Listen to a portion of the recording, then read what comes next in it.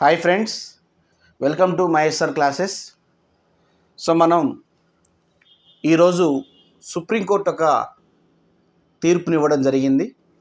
దానికి సంబంధించి అంటే ఈ వీడియో కరెంట్ అఫైర్స్కి సంబంధించి, పాలిటీకి సంబంధించి రిలేటెడ్గా ఉంటుంది. సో రానున్నటువంటి కాంపిటేటివ్ ఎగ్జామ్లో వచ్చే అవకాశం ఉంది కాబట్టి దాన్ని దృష్టిలో పెట్టుకొని మనం ఈ వీడియోని చేయడం జరుగుతుంది. సో ఏంటి ఇవాళ అంటే, మీ అందరికీ తెలుసు, ఇటీవల నేషనల్ ఎడ్యుకేషన్ పాలసీ 2020 గురించి చర్చ జరిగింది. యాక్చువల్లీ నేషనల్ ఎడ్యుకేషన్ పాలసీ విధానాన్ని రాష్ట్రాలపై రుద్దలేమని చెప్పేసి సుప్రీంకోర్టు ఒక సంచలనాత్మకమైన తీర్పుని వాళ్ళు ఇవ్వడం జరిగింది. ఎందుకు ఇవాళ జరిగింది అంటే, ఈ నేషనల్ ఎడ్యుకేషన్ పాలసీ, దీన్ని మనం NEP అంటాం, అంటే జాతీయ విద్యా విధానం అని అర్థం. సో జాతీయ విద్యా విధానం సంబంధించి ఈ కేంద్ర ప్రభుత్వం ఏం చెప్తుందంటే, కేంద్ర ప్రభుత్వం ప్రవేశపెట్టినటువంటి నేషనల్ ఎడ్యుకేషన్ పాలసీని అన్ని రాష్ట్రాలు ఖచ్చితంగా పాటించాలని కేంద్ర ప్రభుత్వం చెప్తుంటే, కొంతమంది ఎస్పెషల్లీ పశ్చిమ బెంగాల్, కేరళ, తమిళనాడు ఈ రాష్ట్రాల్లో ఖచ్చితంగా అమలు చేయాలి, బలవంతంగా కేంద్ర ప్రభుత్వం రుద్దుతుందని కొంతమంది పిటిషన్ దాఖలు చేస్తే దాన్ని సుప్రీంకోర్టు ఈరోజు సమర్థించింది. ఏమని చెప్పింది సుప్రీంకోర్టు అత్యున్నత న్యాయస్థానం ఏమని చెప్పిందంటే, justice JB Pardiwala, justice R Mahadevan ధర్మాసనం ప్రకారం జాతీయ విద్యా విధానాన్ని బలవంతంగా అమలు చేయాలని ఏ రాష్ట్రాన్ని ఆదేశించలేమని వెల్లడించింది. అంటే ఖచ్చితంగా కేంద్ర ప్రభుత్వం ఇచ్చినటువంటి ఎడ్యుకేషన్ పాలసీని ఖచ్చితంగా వీళ్ళు పాటించాలనే రూల్ లేదని చెప్పేసి ఈరోజు సుప్రీంకోర్టు చెప్పింది. కాకపోతే రాష్ట్ర ప్రభుత్వం తీసుకున్నటువంటి చర్యలు ఏదైతే ఉన్నాయో ఆ చర్యలు పౌరుల ప్రాథమిక హక్కులకు ఉల్లంఘన జరిగితే తప్ప మిగతా విషయాల్లో మేము జోక్యం చేసుకోమని చెప్పేసి సుప్రీంకోర్టు చెప్పింది. ఇటీవల భాష, ఎక్కువగా మాతృభాష మీద జరుగుతున్నటువంటి బలమైనటువంటి తీవ్రమైన పోరాటం మనం చూస్తూనే ఉన్నాం. ఏంటది? తమిళనాడులో జరుగుతుంది. హిందీని మా మీద బలవంతంగా రుద్దకండి అని చెప్పేసి తమిళనాడు ఇటీవల పోరాటం చేసింది. పాఠ్యపుస్తకాల్లో బలవంతంగా హిందీని రుద్దుతున్నారని చెప్పేసి తమిళనాడు కానీ, కేరళ కానీ, పశ్చిమ బెంగాల్ కానీ ఈ రాష్ట్రాలన్నీ కూడా కేంద్ర ప్రభుత్వం ప్రవేశపెడుతున్నటువంటి ఎడ్యుకేషన్ పాలసీ 2020ని వ్యతిరేకించిన సంగతి మీ అందరికీ తెలిసిందే. సో కాబట్టి ఈ కేంద్ర ప్రభుత్వం ప్రవేశపెట్టినటువంటి ఎడ్యుకేషన్ పాలసీ ఖచ్చితంగా పాటించాల్సిన రూల్ లేదని స్పష్టంగా తెలియజేసింది సుప్రీం ధర్మాసనం. ఓకేనా? అయితే మీ అందరికీ రావాల్సిన డౌట్ ఏంటంటే, అసలు what is national education policy 2020? ఏం చెప్తుంది నేషనల్ ఎడ్యుకేషన్ పాలసీ? యాక్చువల్లీ మీ అందరికీ తెలుసు, ఇంతకుముందు నేషనల్ ఎడ్యుకేషన్ పాలసీ అనేది 10+2లో ఉండేది. అంటే 10వ తరగతి తర్వాత ఇంటర్మీడియట్ స్థాయి ఉండేది, దాని 10+2 అనేది. బట్ ఇప్పుడు ఈ కేంద్ర ప్రభుత్వం తీసుకొచ్చినటువంటి ఎడ్యుకేషన్ పాలసీ 2020 ఏం చెప్తుంది అంటే, దీని యొక్క స్ట్రక్చర్ ఎలా ఉంటుంది అంటే 5+3+3+4గా ఉంటుంది. అంటే 5+3+3+4గా ఒక స్ట్రక్చర్ని ఇచ్చింది. పాతదేమో 10+2 ఉంది. ఇప్పుడు కొత్త స్ట్రక్చరము 5+3+3+4. ఇది ఖచ్చితంగా బిట్ అడుగుతాడు. అంటే ఏంటి? మొదట 5 సంవత్సరాలు, తర్వాత 3 సంవత్సరాలు, తర్వాత 3 సంవత్సరాలు, తర్వాత 4 సంవత్సరాలతో కూడినటువంటి విద్య ఖచ్చితంగా ప్రతి ఒక్క బాలుడికి బాలికకి అందాలని చెప్పేసి తీసుకొచ్చినటువంటిదే నేషనల్ ఎడ్యుకేషన్ పాలసీ 2020. సో ఈ 5+3+3+4 ఫార్ములా ఖచ్చితంగా తెలిసి ఉండాలి. సో ఫస్ట్ వన్ ఫౌండేషన్ దశ అని పిలుస్తారు దీన్ని. అంటే మొదటి 5 సంవత్సరాలు ఎలా విభజించింది అంటే, మొదటి 5 సంవత్సరాలంటే దాదాపు ఒక బాబు పుట్టిన 3వ సంవత్సరం నుండి 8వ సంవత్సరం వరకు ఈ మొదటి దశ జరుగుతుందని చెప్పేసి కేంద్ర ప్రభుత్వం నేషనల్ ఎడ్యుకేషన్ పాలసీలో చెప్తుంది. ఈ మొదటి దశలో అంటే మొదటి 5 సంవత్సరాలు కదా దశ, దీంట్లో ఏముంటుంది అంటే మొదటి 3 సంవత్సరాలు ప్రీ స్కూల్ ఉంటుంది, తర్వాత 2 సంవత్సరాలు 1వ తరగతి ఉంటుంది, 2వ తరగతి ఉంటుంది. ఇక్కడ ఏంటి అంటే ప్రీ స్కూల్ అంటే నర్సరీ కానీ, UKG, LKG, తర్వాత ఫస్ట్ క్లాస్, సెకండ్ క్లాస్. అంటే మొదటి 5 సంవత్సరాలు ఈ దశగా చేసింది. ఏం చేయాలి ఈ దశలో?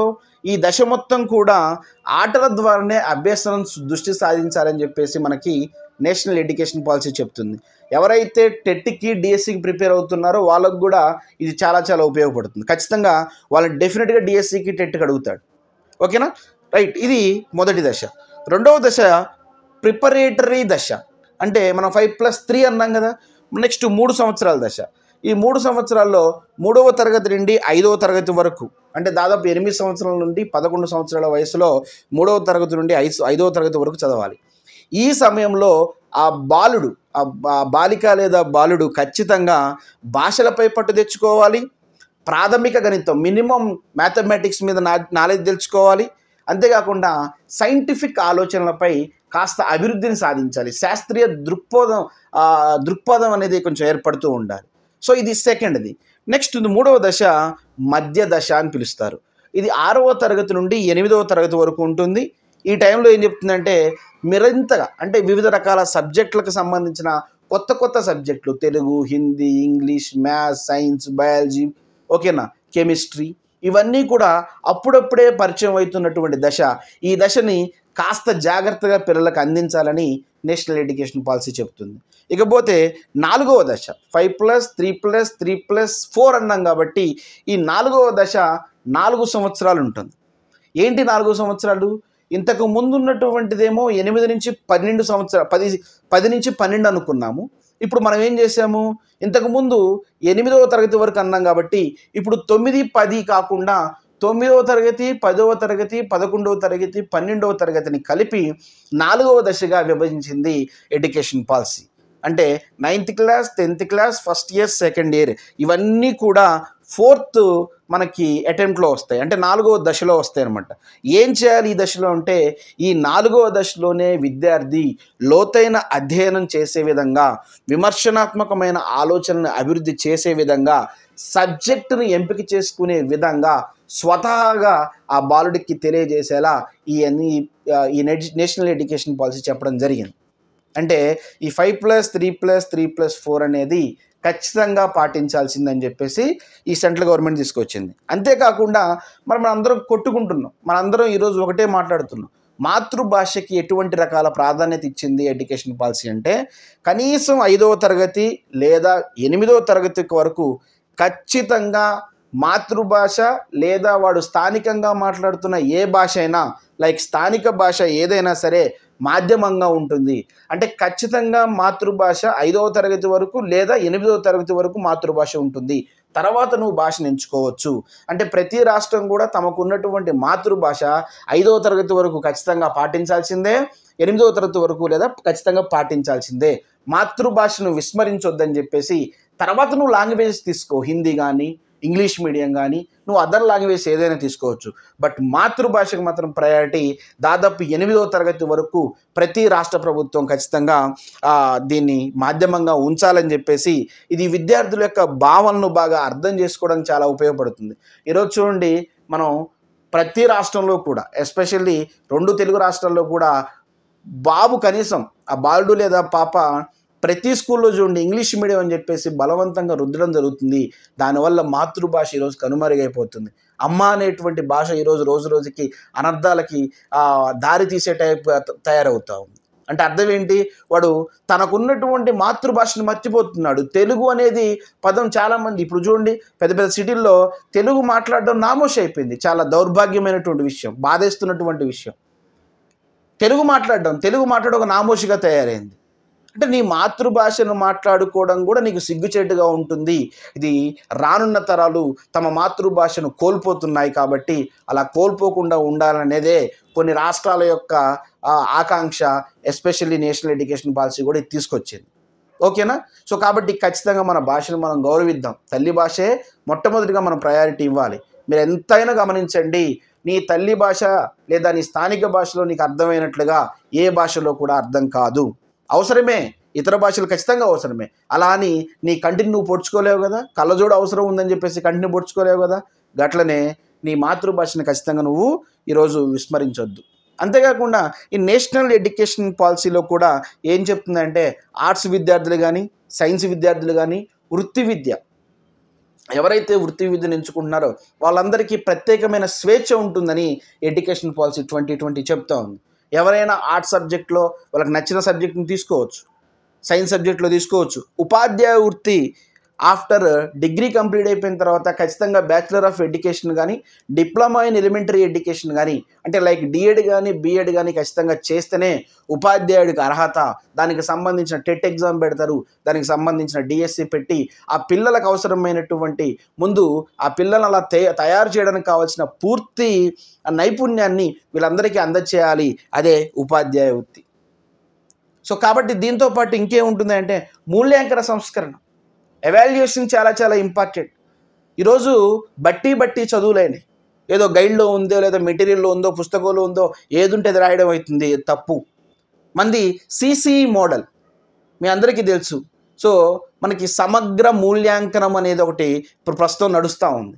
ఈ ఎడ్యుకేషన్ పాలసీ కూడా ఏం చెప్తుందంటే ఏ విద్యార్థి అయినా సరే లోతైన అధ్యయనం చేయాలి, సృజనాత్మకత ఆలోచనలు ఉండాలి, విమర్శనాత్మకమైనటువంటి ఆలోచనలు ఉండాలి. ఎలా చదువుతున్నాడు ఉన్నట్టు బట్టి కాడు. ఆ విద్యార్థికి ఉన్నటువంటి కొత్త రకమైనటువంటి ఆలోచనలన్నీ కూడా తన చదువు ద్వారా బయటపడాలి అని చెప్పేసి మనం తీసుకొచ్చిందే మూల్యాంకన సంస్కరణలు. దీనికి సంబంధించి నేషనల్ ఎడ్యుకేషన్ పాలసీ ఒక కొత్త విధానాన్ని తీసుకొచ్చింది. ఇకపోతే ప్రతి సంవత్సరం 2 సార్లు ఎగ్జామ్స్ నిర్వహించబడతాయి. ఆ 2 సార్లు ఎగ్జామ్ నిర్వహించేటువంటిది ఒక మదింపు కేంద్రం అనేది ఒకటి ఏర్పాటు చేయడం జరుగుతుంది. ఆ కమిటీ ఆ బోర్డు పేరు ఏంటంటే ఫరాక్ అనేటువంటి ఒక బోర్డుని ఏర్పాటు చేసింది. ఇక నుంచి ప్రతి సంవత్సరం 2 సార్లు పరీక్షలు నిర్వహించబడతాయి. ఫరాక్ అనే ఒక జాతీయ మదింపు కేంద్రం ఏర్పాటు చేయబడుతుంది. అంతేకాకుండా ప్రతి విద్యార్థి కూడా సైంటిఫిక్గా శాస్త్ర సాంకేతికంగా ఆలోచించే విధంగా ప్రతి విద్యార్థి తయారీ కావాలి. రానున్నటువంటి టెక్నాలజీని ఉపయోగించుకోవాలి. మీ అందరికీ తెలుసు ప్రపంచవ్యాప్తంగా ఈరోజు ఆర్టిఫిషియల్ ఇంటెలిజెన్స్ వచ్చింది మన దగ్గరికి, ఏఐ. ఇంతకుముందు మనం బ్లాక్ బోర్డ్తో రాసేది, ఇప్పటి నుంచి మనకి డిజిటల్ బోర్డ్స్ యూస్ చేయండి. అందుకని అన్ని రాష్ట్ర ప్రభుత్వాలకి కేంద్రం ఏం సిఫార్సు చెప్పిందంటే అన్ని ప్రభుత్వ ప్రైవేట్ పాఠశాలలో డిజిటల్ బోర్డ్స్ని యూస్ చేయండి, శాస్త్ర సాంకేతిక పరిజ్ఞానాన్ని ఉపయోగించి పిల్లలకు పాఠాలు చెప్పండి అని చెప్పేసి. ఎందుకు? రానున్నటువంటి ఏఐకి తగ్గట్టుగా మనం ఉండాలి. సో పాతకాలం కాకుండా ఏఐ తగ్గట్టుగా మనం ఉండాలి. సో దానికి సంబంధించి మనకి national educational technology forum NETF national educational technology ఫోరంను కూడా ప్రభుత్వం ఏర్పాటు చేయబోతుందని చెప్పేసి చెప్తుంది. దీనికి సంబంధించి ఈ నేషనల్ ఎడ్యుకేషన్ పాలసీకి సంబంధించి దేశ జీడిపిలో దాదాపు 6% పెంచాలని, ప్రభుత్వ పెట్టుబడులు 6% పెంచాలని కేంద్ర ప్రభుత్వం నిర్ణయం తీసుకుంది. ఎందుకంటే ఈ దేశంలో ప్రతి ఒక్కడికి చదువే ముఖ్యం, ఓకేనా? సో కాబట్టి అక్షర జ్ఞానం చాలా గొప్పది. కాబట్టి మన యొక్క రానున్న తరాలకి మన పిల్లలకు అందించాలంటే చదువులో ఖచ్చితమైనటువంటి సంస్కారం మనం తీసుకురావాలనే ఉద్దేశంతో సెంట్రల్ గవర్నమెంట్ తీసుకొచ్చినటువంటిదే ఈ నేషనల్ ఎడ్యుకేషన్ పాలసీ 2020, ఓకేనా? This is 5+3+3+4 structure.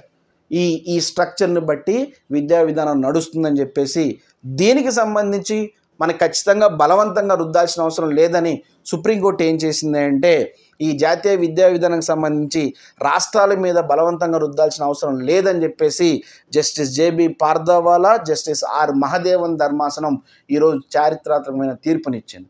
ఇది కరెంట్ అఫైర్స్కి ఉపయోగపడుతుంది, పాలిటీకి ఉపయోగపడుతుంది, ఎవరైతే టెట్కి డిఎస్సికి ప్రిపేర్ అవుతున్నారో వాళ్ళకు కూడా ఉపయోగపడుతుంది, ఓకేనా? ఇది నేషనల్ ఎడ్యుకేషన్ పాలసీకి సంబంధించి ఇవాళ సుప్రీంకోర్టు ఇచ్చినటువంటి తీర్పు. Thank you, all the best.